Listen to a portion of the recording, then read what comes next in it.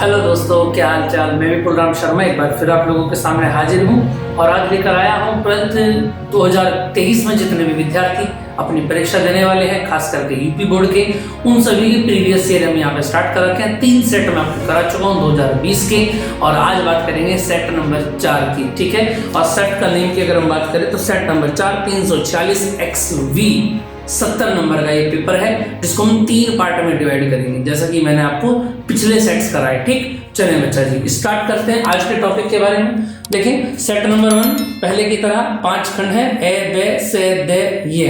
ठीक है, जो ए वाला है वो 1-1 नंबर का होगा, बे वाला भी 1-1 नंबर का होगा, और से में 2 अंक के प्रश्न होंगे, और दे में 3 अंक के, और ये में 5 अंक के क्वेश्चन होंगे। ठीक, चलिए खंड ए की अगर मैं बात करूं, आपकी स्क्रीन पर क्वेश्चन आ गया, देखें जरा और जल्दी से बताएं क्या इसका आंसर बनेगा। क्वेश्चन बनाना बहुत ज्यादा जरूरी है आप लोगों के लिए, अपने आप से ऑप्शन पर फोकस रखना है ज्यादा। ठीक है, देखें क्या पूछा गया क्वेश्चन के अंदर। एक इलेक्ट्रॉन तथा एक प्रोटॉन दोनों को समान विभवांतर से त्वरित किया जाता है। यदि उनके प्रारंभिक वेग 0 हो तो इन कणों में, देखो सुनो ध्यान से, एक तो है इलेक्ट्रॉन और एक है प्रोटॉन। समझ में आ गई बात। इन दोनों को समान, दोनों की विभवांतर समान है, चलो, और उनके प्रारंभिक वेग 0 हो तो इन कणों में क्या क्या बताया गया। ए पार्ट में इलेक्ट्रॉनों की गतिज ऊर्जा अधिक होगी, प्रोटॉनों का वेग अधिक होगा, इलेक्ट्रॉनों का संवेग अधिक होगा, या प्रोटॉनों का संवेग अधिक होगा। समझ में आ रही बात या नहीं। अब यहां से एक बात समझो आप कि एक तो इलेक्ट्रॉन है और एक क्या है, प्रोटॉन है। समझ में आई बात या नहीं। यानी अगर मैं बात करूं क्या, प्रोटॉन का द्रव्यमान और इलेक्ट्रॉन का द्रव्यमान, अगर मैं पूछूं इन दोनों में से भारी कौन है, तो सीधी सी बात यह है कि प्रोटॉन दोनों में से ज्यादा वेट वाला होता है। प्रोटॉन का द्रव्यमान अधिक होता है इलेक्ट्रॉन के द्रव्यमान से। समझ में आ गई बात या नहीं। अब यहां से सीधा सीधा अगर मैं बोलूं आपसे क्या कि P बराबर क्या होता है, अगर मैं पूछूं आपसे संवेग बराबर द्रव्यमान गुणा वेग, यानी P जो है वो समानुपाती किसके होता है, m के होता है। तो सीधी सी बात यह है, अगर पहले स्टेटमेंट की अगर मैं बात करूं, अगर प्रोटॉन का द्रव्यमान ज्यादा है और द्रव्यमान कनेक्ट होता है संवेग से, है ना, द्रव्यमान गुणा वेग, तो अगर द्रव्यमान प्रोटॉन का ज्यादा है तो संवेग भी प्रोटॉन का ज्यादा होगा इलेक्ट्रॉन के मुकाबले। आई बात समझ में आने। तो कहने का मतलब है प्रोटॉनों का संवेग इलेक्ट्रॉनों के संवेग से ज्यादा होगा, और ऑप्शन हो जाता है आपका डी। डी एकदम करेक्ट। चले भैया ख पर आ जाता है, देखें जरा। विद्युत वाहक बल E का एक सेल प्रतिरोध, E का एक सेल प्रतिरोध R के सिरों से जुड़ा है। यदि सेल का टर्मिनल विभवांतर V हो तो सेल का आंतरिक प्रतिरोध बताइए। आंतरिक प्रतिरोध क्या होता है, स्मॉल r, ये हमको पता है। अगर बैटरी से सेल की बात की जाए तो फॉर्मूला होता है हमारा V बराबर E-IR, ये तो होता है ना। और हमको पूछा गया किसका फॉर्मूला, R का। भाई R के तो फॉर्मूला पूछा गया, और ऑप्शन की अगर हम बात करें तो ऑप्शन में E, V और R 4 ऑप्शन में आ रहे हैं। चलो करेक्ट कौन सा होगा इसको हम अभी देखते हैं। इस R की वैल्यू आपको बतानी है, इस R की वैल्यू तो आपको चाहिए ना। ठीक है, तो देखना यार, E-I की फॉर्मूला बोलो, V/R into R। चलो जी, V इक्वल टू, इसका जब आप एलसीएम लेंगे तो कितना आ जाएगा, E/R माइनस V/R, और वन में क्या होगा R। इस R को इधर भेज दें तो V/R बराबर क्या हो जाएगा, ER माइनस VR। क्लियर है। इस R को आपको चाहिए ना, तो इस VR को इधर ले आओ और इस VR को इधर ले आओ। अगर इसको मैं कनेक्ट करता हूं तो कैसे बनेगा, देखना जरा। R बराबर दोनों में से क्या कॉमन आ गया, E माइनस V, R बाहर आ गया, और ये V है तो जब V इसके नीचे जाएगा तो इसके नीचे भी जाएगा और इसके नीचे भी जाएगा। तो यानी कहने का मतलब यहां से क्या बनेगा, E/V माइनस V से V कैंसिल हो गया, 1/R। ये क्या हो जाता है, इसका आंसर हो जाता है। क्लियर है। और इसके अकॉर्डिंग आंसर क्या बनेगा, E-V/R, R इंटू, हाँ इसका सी ऑप्शन हो जाएगा सही। इसमें एलसीएम ले रखा है तो आप भी एलसीएम ले सकते हैं। ठीक है, चलें इतना क्लियर हो गया। नेक्स्ट करें। चले बेटा, ये समझ में आ रही है आपको बात या नहीं, क्लियर बात समझ में आ रही है ना। चले आगे चलते हैं। बहुत सिंपल क्वेश्चन है, बस क्वेश्चंस को आपको समझना है कि किस टाइप से पूछे जा रहे हैं और कैसे उनको कनेक्ट कर पा रहे हैं अपने चैप्टर से जो हमने स्टडी किया है। देखें गए क्वेश्चन में क्या बोला गया है, यदि एक शुद्ध प्रेरकत्व में औसत शक्ति 6 होती, एक शुद्ध प्रेरकत्व में औसत शक्ति 6, औसत शक्ति 6 क्या होता है बताना जल्दी से जरा, P बार VRS IRMS cos phi, ये तो होता है फॉर्मूला। और पूछा क्या गया, औसत शक्ति 6 होती है, तो औसत शक्ति 6 कितना होता है, 0 होता है, तो सभी जानते हैं, ये तो फिक्स होता है। चले गै की अगर गै पर आ जाते हैं, एक इलेक्ट्रॉन 2 से 4 कक्षा में अपनी स्थिति परिवर्तित करता है, यानी 2 से जंप करता है, किसमें 2 से 4 में आ रहा है, ठीक है भैया। और R रिडबर्ग नियतांक को हो तो इससे संलग्न तरंग दैर्घ्य बताइए लैम्डा बराबर कितना होगा, ठीक है। तो देखिए जरा अपना फॉर्मूला लगाते हैं, सिंपल है, तो R इंटू 1/n1 का स्क्वायर माइनस 1/n2 का स्क्वायर, ये तो फॉर्मूला है। लैम्डा हमको चाहिए R इंटू बोलो n1 का स्क्वायर यानी 2 का स्क्वायर 4, और n2 कितना है 4 का स्क्वायर 4 का स्क्वायर यानी कि 4 चौक 16, और यहां से जब आप एलसीएम लेंगे तो 16 आ जाएगा, ठीक है।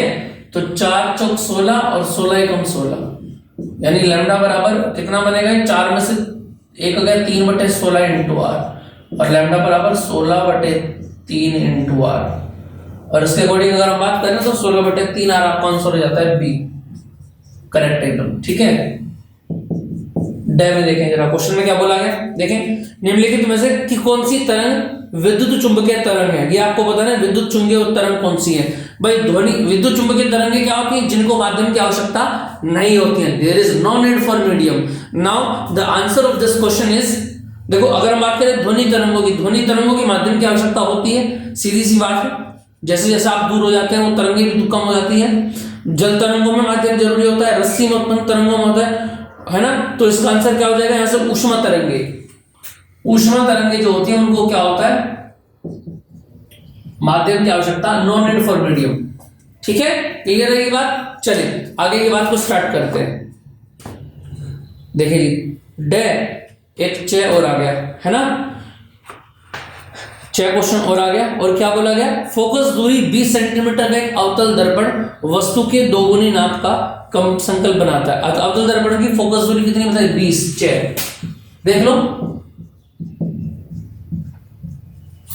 अवतल दर्पण है, याद रखना, ठीक है। अच्छा अवतल है तो ये माइनस का 20 रहेगा, ठीक है। और अवतल दर्पण वस्तु के 2 गुने नाप का एक काल्पनिक प्रतिबिंब बनाया गया है, समझ में आ रही है बात या नहीं। यानी कि अगर हम बात करें वस्तु तक की दूरी कितनी है, u है, तो प्रतिबिंब की दूरी कितनी होगी, दुगनी हो गई, है ना, क्लियर है। अब देखिए जरा क्या बोला गया, वस्तु तथा दर्पण के बीच की दूरी क्या, वस्तु तथा या दर्पण के बीच की दूरी, u की वैल्यू निकाल के दिखानी है आपको, किसकी वैल्यू दिखानी है, u की वैल्यू निकाल के दिखानी है। तो दर्पण की अगर हम बात करूं तो डायरेक्ट फॉर्मूला 1/f बराबर 1/v प्लस के 1/u हो जाता है बेटा जी। और f की अगर मैं बात करूं तो माइनस के 20, और v की अगर हम बात करें तो 2u, और माइनस का तो u आ गया, यहां से माइनस के 1/20, और एलसीएम क्या आ जाएगा 2u, इसको इससे कैंसिल किया तो 1 आ गया, u से u कट गया तो 2 एकम 2 आ गया, यानी कि माइनस के 1/20 बराबर कितना बचेगा, माइनस के 1/2u, माइनस का माइनस खत्म और 2 धाम 20, तो 10 सेंटीमीटर का आंसर आ गया। तो इसके अकॉर्डिंग अगर हम बात करें तो आंसर हो जाता है, कौन सा हो जाता है, 10 कौन से वाला है, बी वाला है। क्लियर है इतनी बात, यहां तक कोई दिक्कत हो तो बताइए जल्दी जरा। चलिए नेक्स्ट क्वेश्चन पर चलते हैं। जो क्वेश्चन हो चुके हैं उनको मैं रिपीट नहीं करूंगा, उनको आप प्रीवियस वीडियोस में देख सकते हैं, ठीक है। मैंने सारे क्वेश्चन ये सोल्व करा रखे हैं, जो जो मैं बोलूंगा कि भाई ये हो चुका है, ठीक है बेटा जी। क्लियर बात समझ में आ रही है, चलिए अब आगे की बात को स्टार्ट करते हैं। देखिए खंड ब का दूसरे का क्या,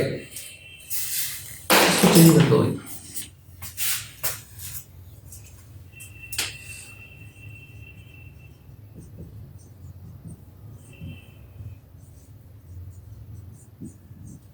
दूसरे का क्या बोला गया, एक बंद पृष्ठ के भीतर n वैद्युत द्विध्रुव रखे हैं और बंद पृष्ठ से निर्गत होने वाले फ्लक्स का कुल वैद्युत फ्लक्स का मान कितना होगा। देखो अगर मैं बात करूं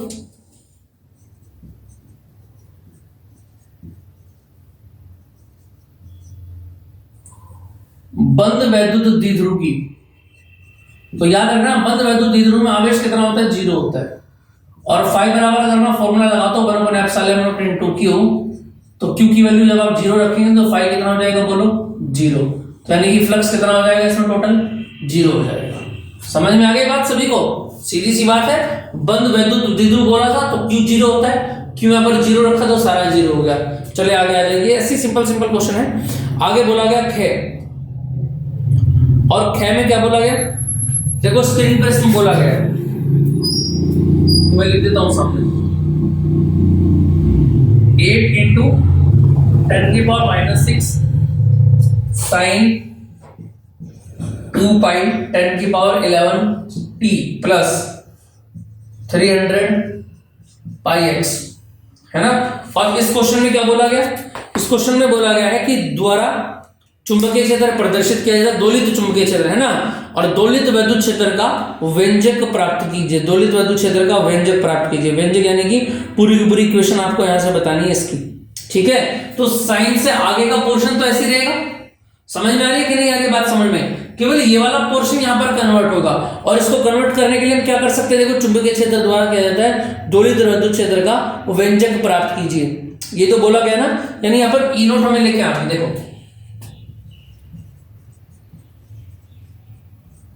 उपरोक्त समीकरण से इसके अगर हम इक्विवेलेंस करेंगे तो ये वैल्यू किसकी बनेगी, ई नोट की बनेगी, सॉरी वैद्युत क्षेत्र है तो बी नोट की वैल्यू बनेगी।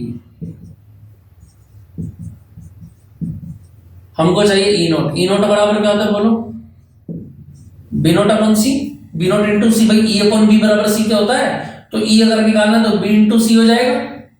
देखो जरा बी नोट की वैल्यू कितनी बताई, 8 इंटू 10⁻⁻6 और सी की वैल्यू 3 इंटू 10⁸, और यहां से ई नोट बराबर क्या बन जाएगा बोलो, 8 की 24 और 10 की घात 2 यानी कि 2400 न्यूटन पर कूलम, है ना। और डायरेक्ट इसी को इसके अंदर रख देंगे 9, जब इसके अंदर इस वैल्यू को पुट करेंगे तो कितना बन जाएगा बोलो, 2400 साइन 2 पाई 10⁻11t प्लस 300 पाई x, ये इसका आंसर हो जाता है। क्लियर है? चलिए नेक्स्ट क्वेश्चन देखते हैं। देखो जी जल्दी से नेक्स्ट पे आ जाओ। इनके प्रैक्टिस जितनी ज्यादा करेंगे उतना ज्यादा अच्छा होगा आप लोगों के लिए। दूसरे का गैप क्या बोला गया, गैप में देखें यार, एक प्रकाश किरण निर्वात से म्यू अपवर्तनांक वाले माध्यम से गुजरती है, यानी अपवर्तनांक कितना हो जाता है, n बराबर म्यू लेंगे यहां पर, गुजरती है। तो यदि आपतन कोण अपवर्तन कोण का दुगना हो, आपतन कोण क्या होता है I, और अपवर्तन कोण कितना होता है R, तो I जो है वो R का दुगना है, ठीक है। तो आपतन कोण का मान कितना होगा, आपतन कोण, एक मिनट, आपतन कोण का मान कितना होगा, आपतन और अपवर्तन दोनों कोणों का मान बताना है यहाँ पे, है ना।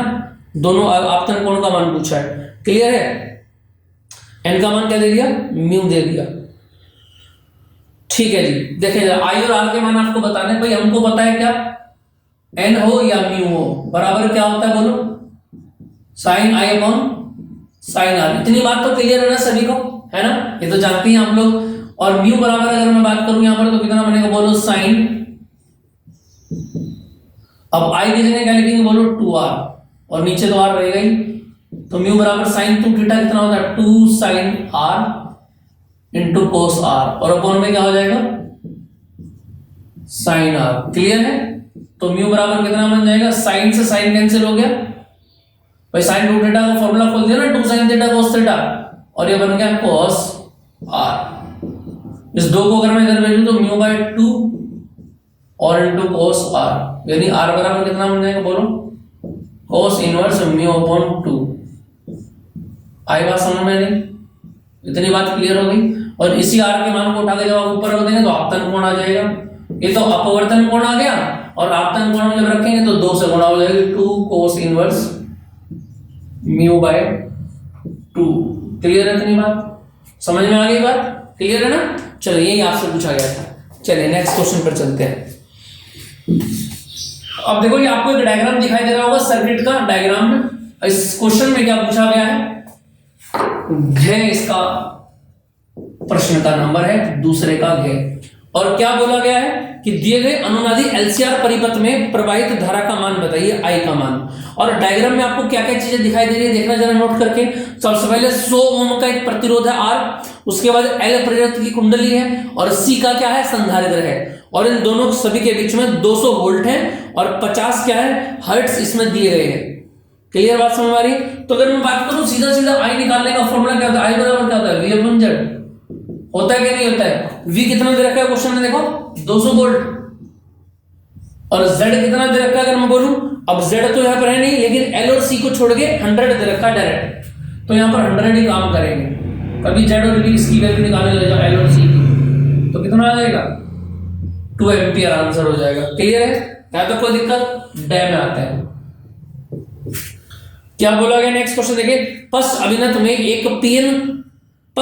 एक पीएन संधि डायोड में धारा किस आवेश वाहकों के कारण पीएन संधि डायोड में, है ना। तो पीएन संधि डायोड के उत्क्रम अभिनत की बात की है, तो उत्क्रम अभिनत में अगर मैं बात करूं तो याद रखना किसके कारण रहेगी, होती तो बहुत कम है, बहुत संख्यक आवेश वाहक कोटरों के कारण। किसके कारण बहेगी, कोटरों के कारण। और इस धारा का मान क्या होता है, बहुत लगभग शून्य होता है ना, जिसको हम काउंट नहीं कर सकते, तो ना के बराबर ही होता है ना, सिमिलर टू नेग्लिजिबल। अब देखें जरा नेक्स्ट की अगर मैं बात करूं, अब 6 क्वेश्चन में कुछ पूछा गया है, इस क्वेश्चन को देख लो। क्या बोला गया, एक प्रोटॉन तथा एक अल्फा कण, एक प्रोटॉन है और एक अल्फा कण है, समान विभवांतर से त्वरित किए जाते हैं यदि उनके वेग क्रमशः वीपी तथा वी अल्फा हो, तो वीपी और वी अल्फा में संबंध बताइए, है ना। देखो अगर मैं प्रोटॉन के बारे में बात करूं, दो चीज होती है, देखो प्रोटॉन के बारे में अगर मैं बात करता हूं तो ईपी बराबर क्या होता है, half M V P square, इतना होता है कि नहीं होता है। और अगर इसी का फॉर्मूला मैं किस में देखूं, अगर इसी का फॉर्मूला मैं वी के पक्षों में देखूं तो क्या बनेगा बोलो, v इंटू क्यू। v उसने क्या बोला है, समान विभवांतर से बोला है। समझ में आ गई बात। एक इक्वेशन तो आपकी ये बन गई, और दूसरी इक्वेशन की अगर मैं बात करूं तो ई अल्फा कितना बनेगा बोलो, half M alpha V alpha का स्क्वायर। ये फॉर्मूला आ गया कि नहीं आ गया, ये हाफ एम वी स्क्वायर वाला फॉर्मूला आ गया। और इसके द्रव्यमान की अगर मैं बात करूं, कंपेयर करूं इलेक्ट्रोटॉन से, तो ये याद रखना कितना होता है, ये 4 गुना हो जाता है वी अल्फा का स्क्वायर। कितना हो जाता है, 4 गुना का। ठीक है, इसको अगर आप डिवाइड करेंगे तो कितना बन जाएगा, 2m वी अल्फा का स्क्वायर। ये बनेगा कि भाई 2 दूनी 4 बन जाएगा, 2m वी अल्फा का स्क्वायर बन जाएगा। क्लियर है। और e into V into Q की अगर मैं लगाऊंगा तो क्यू की जगह क्या आ जाएगा, 2e। बोलो भाई इसके आवेश की अगर मैं बात करूं तो आवेश क्या होगा, इसका द्रव्यमान 4 गुना होता है और आवेश कितना होता है, 2 गुना होता है। बोलो समझ में आ रही है बात या नहीं आ रही है ना। अगर मैं क्वेश्चन के अकॉर्डिंग की बात करूं तो क्वेश्चन के अकॉर्डिंग की अगर मैं बात करता हूं तो कितना आएगा बताना जरा। देखो अगर मैं यहां से बोलूं भाई अगर मुझको इक्वल दिखाना हो तो इक्वल दिखाना तो कैसे करेंगे, बोलो v इंटू क्यू विभवांतर समान रखने पर देखना जरा, अगर मैं यहां से v निकालू भाई v इंटू क्यू, क्यू तो q से q तो कैंसिल हो गया, ये v बचा ये v बचा, लेकिन 2 इसका नीचे भेज देंगे ना तो यहां से क्या बनेगा बोलो, हाफ m vp स्क्वायर। तो ऐसे रहा और इधर आ जाओ कितना बचा ये 2m v अल्फा का स्क्वायर पहले से ही है और इस 2 को इसके नीचे भेज दो। बोलो बात समझ में आई कि नहीं है, इतनी बात समझ में आ रही है कि नहीं आ रही है ना। तो यहां से क्या बन जाएगा बोलो, 2 से 2 कैंसिल हो गया, m से m कैंसिल हो गया, बचा के आपके पास अगर मैं बात करूं तो vp का स्क्वायर बराबर क्या बनेगा, 2 इधर आ गया। बोलो समझ में आ रहा है कि नहीं आ रहा है भाई। हमको ये v और ये v तो बराबर रखना था, तो इस v का मान तो ये है, ये आ गया, लेकिन इस वाले v का जब आप मान निकालेंगे तो q से q तो कट गया ना, 2 को तो उसके नीचे भेजना पड़ेगा, ये आ गया, तो 2 से 2 कैंसिल हो गया, m से m हो गया, इस 2 को यहां भेज दिया और ये कितना आ जाएगा vp बराबर, जब स्क्वायर जाके रूट इधर आएगा तो √2 और ये v अल्फा यहां पर बन जाएगा। आई बात समझ में आ गई। क्लियर है बात, ये आपका क्लियर हो जाता है। वीपी इक्वल टू क्या आता है, अंडर रूट 2 वी अल्फा आ जाता है। इस क्वेश्चन को आप ध्यान रखेंगे, ठीक है। चलिए इतना समझ में आ गया होगा आपको, क्लियर है ना। चलिए नेक्स्ट क्वेश्चन पर चलते हैं, देखेंगे नेक्स्ट क्वेश्चन। आगे आ जाते हैं, खंड से में स्टार्ट कर देते हैं। 2-2 नंबर के क्वेश्चन यहां से पूछे जा रहे हैं। तीसरे का क्या पार्ट, क्या बोला गया, लेंज का नियम क्या है और समझाइए कि लेंज का नियम ऊर्जा संरक्षण नियम पर आधारित है। ठीक है, देखो जरा, अगर हम बात करें लेंज का नियम, तो लेंज के नियम हमको बताया गया था विद्युत चुंबकीय प्रेरण के नियमों में, और दूसरे नियम ये बताया गया था कि लेंज का नियम क्या होता है कि प्रेरित धारा सदैव उस कारण का विरोध करती है जिससे वह उत्पन्न होती है। आई बात समझ में नहीं, क्या बताया मैंने, फिर दोबारा सुने, प्रेरित में लिखा नहीं रहा हूं, उसको आप ऐसे ही याद रखेंगे। लेंज का नियम ये बताया था कि प्रेरित धारा सदैव उस कारण का विरोध करती है जिससे वह उत्पन्न होती है। अब इसको प्रूफ करने के लिए आप ऐसा बता सकते हैं क्या, कि जब भी किसी कुंडली के निकट कोई भी क्या चुंबक का कोई ध्रुव लाया जाता है तो कुंडली में उत्पन्न होने वाली धारा की दिशा में तुरंत यानी सूचक परिवर्तन हो जाता है। समझ में आई बात या नहीं, जो ये सिद्ध करती है कि कुंडली जो है किसके ऊपर कार्य करती है, ऊर्जा संरक्षण के नियम पर कार्य करती है। ठीक है, चलें आगे की बात को स्टार्ट करते हैं। नेक्स्ट क्वेश्चन क्या बोला गया है, देखिए जरा, ख पर आ जाते हैं, और ख क्वेश्चन आपके सामने स्क्रीन पर है। देखिए जरा क्या बोला गया क्वेश्चन के अंदर, क्या बोला गया भाई क्वेश्चन के अंदर, वो देखो जरा। क्वेश्चन में बोला गया हाइड्रोजन परमाणु की आयनन ऊर्जा 13.6 है और हीलियम परमाणु की आयनन ऊर्जा बताइए। यानी हाइड्रोजन परमाणु की कितनी बोली और हीलियम की इसने पूछी है। आगे बात समझ में, अगर मैं बात करूं हाइड्रोजन का परमाणु क्रमांक कितना होता है 1 और हीलियम का कितना होता है बोलो 2। समझ में आई बात। अब अगर मैं बात करूं यहां से फॉर्मूले की, तो हमको एक फॉर्मूला याद है, अगर आपको याद हो तो E बराबर, याद है कि नहीं है मैम, जेड स्क्वायर ई की power 4 upon 8 pi epsilon not का स्क्वायर। ये फॉर्मूला याद है कि नहीं है, बताना जरा।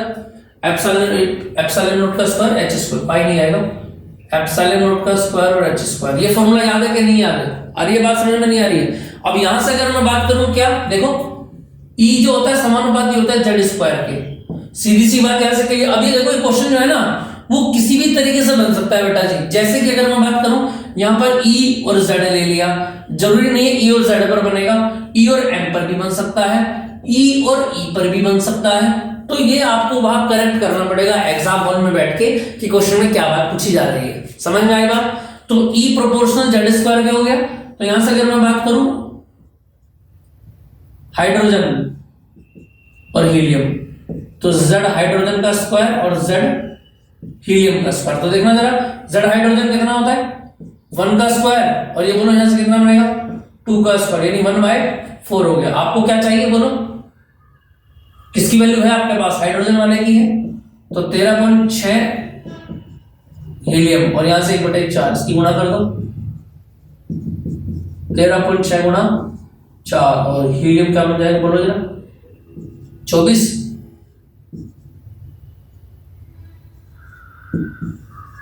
54.4 ये इसका आंसर आ जाएगा। क्लियर है, समझ में आ गया। 2 मार्क्स में क्वेश्चन पूछा गया। हाँ इलेक्ट्रोवोल्ट है दे रखा है ना 13.6, तो ये भी इलेक्ट्रोवोल्ट में आ जाएगा। क्लियर है, ये क्वेश्चन आप ध्यान रखेंगे। चलिए नेक्स्ट क्वेश्चन पर आ जाते हैं। देखिए जरा स्क्रीन पर आपको दिखाया गया क्वेश्चन, जल्दी से देखिए जरा क्या बोला गया क्वेश्चन में। देखिए जरा पोलराइड से संबंध, ये पोलराइड का तो आपके सिलेबस में है नहीं क्वेश्चन, है ना। पोलराइड से रिलेटेड तो कोई बात पूछी नहीं जानी है यहाँ पर, ठीक है। चलिए नेक्स्ट बात पर आ जाते हैं। क्या बोला गया, यह क्वेश्चन नेत्र का दूरदृष्टि दोष क्या है ना, और इसका निवारण कैसे किया जा रहा है। देखो दूरदृष्टि दोष की अगर मैं बात करूं, सीधी सी बात है, दूरदृष्टि दोष का मतलब यह है कि व्यक्ति दूर की चीजें तो देख सकता है, उल्टे होते हैं। जैसे दूरदृष्टि दोष यानी दूर वाला दोष नहीं होगा, पास वाला दोष होगा, उल्टा होता है। अगर दूरदृष्टि दोष है तो पास की चीज नहीं दिखाई देगी, और निकट दृष्टि दोष है तो दूर की चीज नहीं दिखाई देगी। ये आप तरीका याद रखना, ये एक दूसरे के उल्टे होते हैं। समझ में आई बात।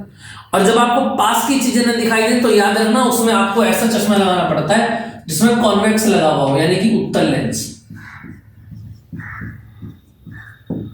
क्या लगा हुआ होना चाहिए, कॉन्वेक्स लगा हुआ होना चाहिए लेंस के अंदर। कॉन्वेक्स लेंस के अंदर लगा हुआ होना चाहिए। आई बात समझ में नहीं? क्लियर है? ठीक है, चलिए। और इसके डायग्राम की अगर मैं बात करूं, अलग एक चित्र पूछा नहीं जाता, लेकिन फिर भी मैं आपको बता देता हूं कि इस तरीके से डायग्राम बन सकता है। देखो जरा, ये तो है फार पॉइंट आपका, है ना, और ये क्या है, नियर पॉइंट है। यानी कहने का मतलब ये है कि अगर किसी दूर वाले बिंदु से चल रही है, यहाँ पे लेंस हो गया और यहाँ पर रेटिना हो गई।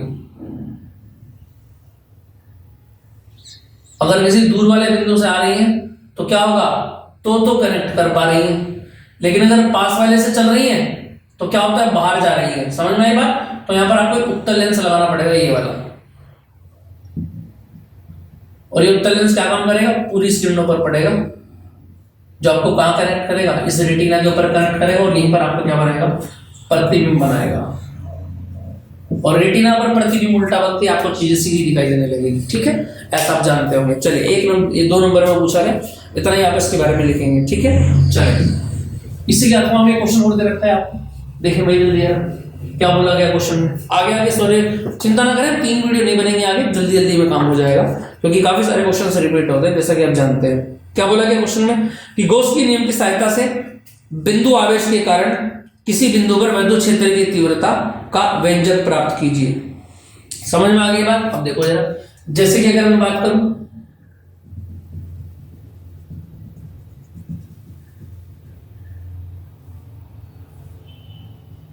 ये केंद्र है O, जिससे R, इसको आप लैंग्वेज को अपने आप लिखेंगे, केंद्र O से R दूरी पर एक बिंदु P है, जहां आपको क्या निकालना है, विद्युत क्षेत्र की तीव्रता का व्यंजक निकालना है। क्या निकालना है? विद्युत क्षेत्र की तीव्रता का व्यंजक निकालना है। और इस पर हम एक लघु क्षेत्रफल dA लेते हैं, जिस पर खींचा गया लंब वेक्टर dA की दिशा को दिखाएगा। आई बात समझ में आई? बाकी इस पर पूरे पर पॉजिटिव चार्ज रहेगा। क्लियर है इतनी बात? अब देखो जरा, अगर मैं गॉस की प्रमेय यहां पर लगाता हूं, ये गोला है, याद रखना। गॉस की प्रमेय से क्या होता है, गॉस की प्रमेय बोलो, फाई v बराबर close integral vector E dot dA और 1/ε0 इनटू v। भाई ये तो गॉस की प्रमेय होती है हमारी, ये होती है कि नहीं होती है? इतनी बात क्लियर समझ में आ रही है ना? अब देखो जरा, अगर मैं यहां पर बात करूं तो क्या होगा, a b cos थीटा, और थीटा कितना बनेगा, 0 बनेगा, क्योंकि इन दोनों के बीच का एंगल यही वेक्टर E की दिशा होगी, और दोनों एक पर है, तो थीटा कितना बनेगा, बोलो 0 बनेगा। E तो बाहर आ गया, और अंदर क्या बचेगा, बोलो dA का क्या है, a का क्या है, 4πr²। भाई समझ गए ना आप लोग? ये इसका cos पाई की वैल्यू तो बन हो गई, अंदर क्या बचेगा, क्लोज इंटीग्रल के dA बचेगा, और dA का इंटीग्रल का मतलब है छोटे से क्षेत्रफल को हटा के बड़ा क्षेत्रफल बना देना। और बड़ा क्षेत्रफल कितना होता है, a बराबर कितना होता है, 4πr², गोले का क्षेत्रफल। 4π को जब नीचे ले जाएंगे तो कितना बनेगा, 4πε0 q/r²। ये क्या आ गया, विद्युत क्षेत्र की तीव्रता का व्यंजक आ गया। ठीक है, इसको आप अच्छे से याद रखेंगे कनेक्ट करके। ठीक है भाई, क्लियर है इतनी बात? तो कोई दिक्कत तो नहीं है यहां से? चले जरा अब से नेक्स्ट क्वेश्चन पर आ जाते हैं। देखें जरा, देखिए भाई नेक्स्ट क्वेश्चन क्या बोला गया। नेक्स्ट पर आ जाते हैं। क्वेश्चन खंड द का 4th पोर्शन का क्या पार्ट, क्या बोला गया। फिर दोबारा क्वेश्चन को ध्यान से देंगे कि 100 वोल्ट है, कितने वोल्ट दिए गए हैं, 100 वोल्ट। तो VRMS बराबर कितना हो जाएगा, 100 वोल्ट। आगे क्या बोला गया, 50 हर्ट्ज की आवृत्ति है। कितनी आवृत्ति है, 50 हर्ट्ज की आवृत्ति दे रखी है इन्होंने। ठीक है, यानी कि न्यू बराबर 50 हर्ट्ज। अब आगे क्या बोला गया, 10 ओम का प्रतिरोधक है। ठीक है, कितना ओम का है, 10 ओम का प्रतिरोधक, यानी R दे रखा है इन्होंने। ठीक है, और 1/10 पाई हेनरी का प्रेरकत्व है। कितना है, 1/10 पाई।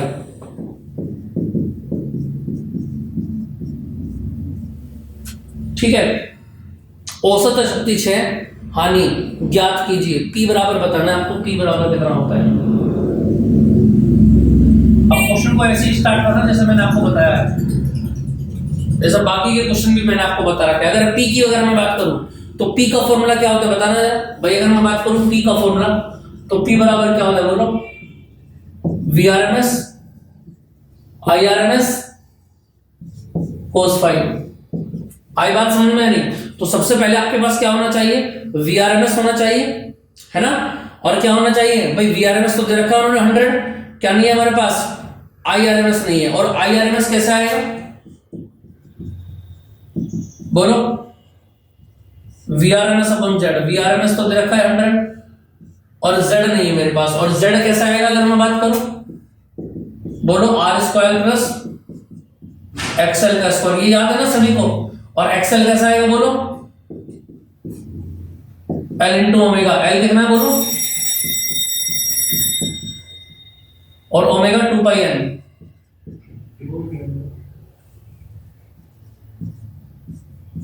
है ना। तो 0 से 0 कैंसिल हो गया तो कितना बचेगा, पाई से पाई गया, 10 हेनरी आ गया। एक्सएल कितना आ गया 10 हेनरी का ओम आएगा, ये तो 10 ओम आएगा। और क्या पूछा गया इसमें, आर तो दे रखा है उन्होंने, कितना दे रखा है 10 ओम, क्लियर है। चलो अब यहां से अगर मैं बोलूं जरा जेड बराबर कितना बनेगा, आर बोलो कितना है 10 का स्क्वायर,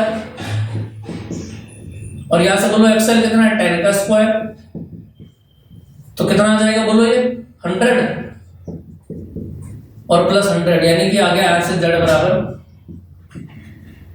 200, यानी 10 बार आ गया 10 रूट 2। ठीक है भैया जी, ये जेड की बात आ गई। और ठीक है 10 रूट 2, और इस 10 रूट 2 को कहा लिखेंगे आप जेड के अंदर लिखेंगे। 10 रूट 2 0 से 0 कैंसिल हो गया तो क्या आ गया 10 बटे रूट 2 आपका आईआरएमएस आ गया। समझ में आ रही है ना बात। और इसी आईआरएमएस को कहां रख देंगे आप, ऊपर रख देंगे। ठीक है, क्या फाई की वैल्यू दे रखी है, नहीं दे रखी है, तो कोस फाई की वैल्यू आप लिख सकते हैं यहां पर बोलो आर अपॉन जेड। और आर कितना है यहां से 10 और जेड कितना है यहां से बोलो, जेड कितना आ जाएगा आपका 10 रूट 2, इससे कैंसिल हो गया तो क्या बन गया 1 बाय रूट 2 बन गया। अब वीआरएमएस बोलो कितना है 100, आईआरएमएस बोलो कितना है 10 बाय रूट 2, और कोस फाई कितना है 1 बाय रूट 2, तो कितना बनेगा ये बोलो, और 2 से 2 रूट 2 आ गया, कितना बन गया 500। समझ में आई बात या नहीं, क्लियर है इतनी बात। चलिए नेक्स्ट क्वेश्चन पर आ जाते हैं, देखें स्क्रीन पर जरा, जिसको प्रॉब्लम है वो दोबारा से रिकैप करके इसको देख लेगा। ठीक है, वहां से आपको चीजें क्लियर हो जाएंगी और ज्यादा से। चलिए फिर जल्दी करा नेक्स्ट देखिए जरा, क्वेश्चन में क्या बोला गया, रेडियो एक्टिव 6 का, ये आपके सिलेबस में है नहीं। ठीक है, 6 जो क्वेश्चन है इसको करने से कोई फायदा नहीं है। नेक्स्ट आ जाता है, देखिए क्या बोला गया, गैप पोर्शन में क्या बोला गया। देखो गैप पोर्शन की अगर मैं बात करूं, देखो स्क्रीन पर दे रखा है क्या कि हाँ गैप वाला क्वेश्चन क्या दे रखा है, इन्होंने दे रखा है 56 वोल्ट, यानी V बराबर कितना हो गया 56 वोल्ट है। विभवांतर द्वारा त्वरित इलेक्ट्रॉन का, सबसे पहले पार्ट में क्या निकालना है, संवेग, इलेक्ट्रॉन का संवेग P बराबर क्या, यही तो बोला गया ना, अरे यही बोला गया ना, हाँ ठीक है। और दूसरे में, चलो दूसरे को बाद में देखेंगे, पहले इसका संवेग देख लेते हैं। हमको पता है क्या,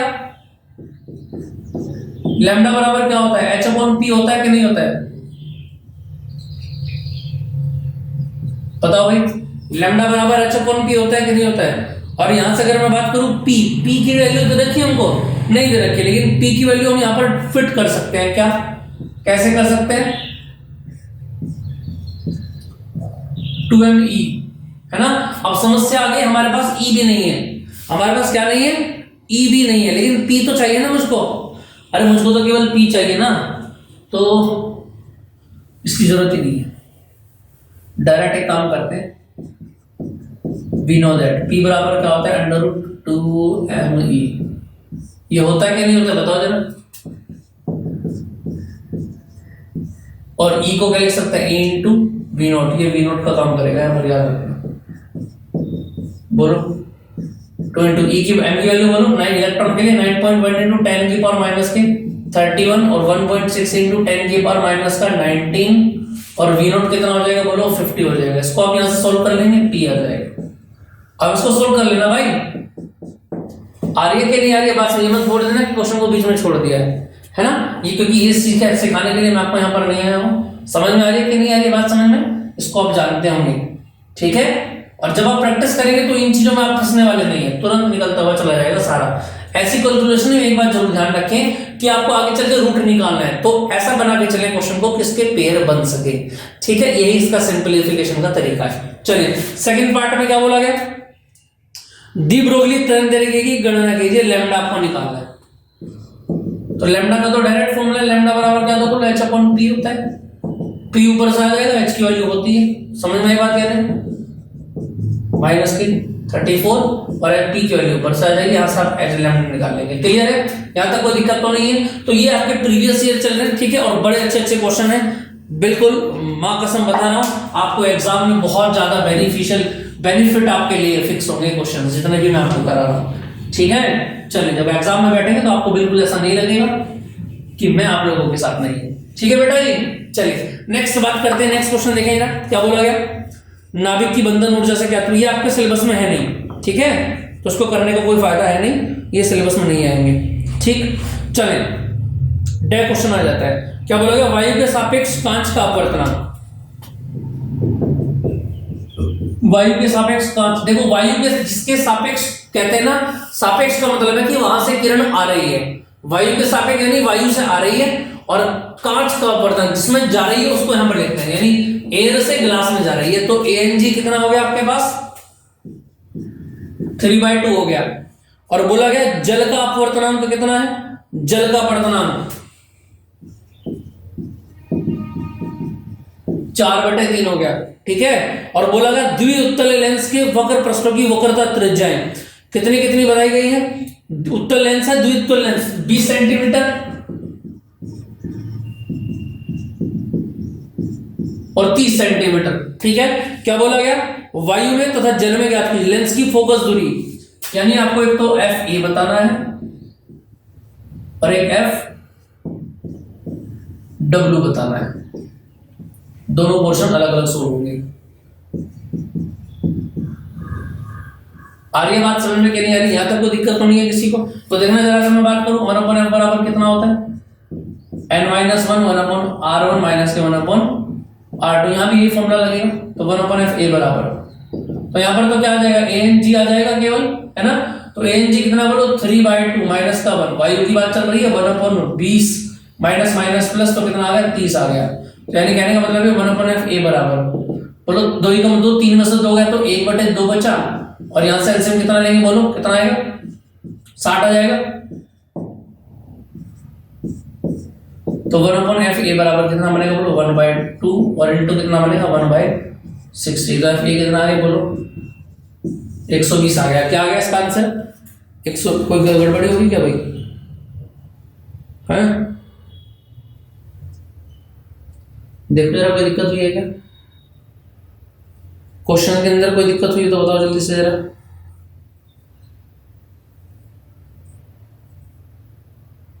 FA तो पूछा ना क्वेश्चन में, एक बार चेक करना क्वेश्चन को, Ag कितना था हमारे पास 3/2 दिया गया था, 1/20 है ना।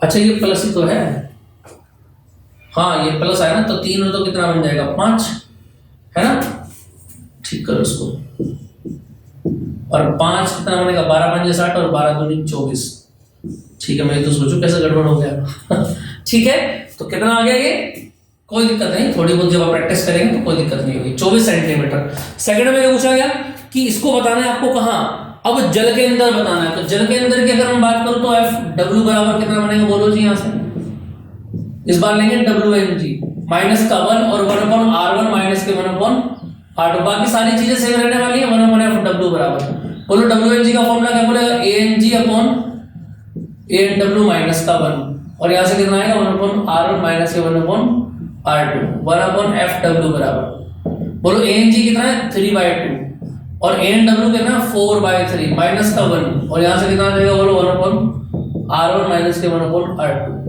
1/FW बराबर, यहां से बोलो 3/2 ऊपर से आया और 4/3 का 3/4 हो जाएगा माइनस का 1, और यानी कि 1/20 माइनस माइनस प्लस 1/30 तो 1/f बराबर कितना बनेगा बोलो, 3 3 9 और 4 दूनी 8, तो एलसीएम आ गया 8 और 9 में से गया तो 1/8 बच गया। और यहाँ से जब एलसीएम लेके कंप्लीट किया था उसको कितना था, 5/60 आया था ना, तो 5/60 यहाँ पर आ जाएगा। तो बोलो 12 पंजे 60।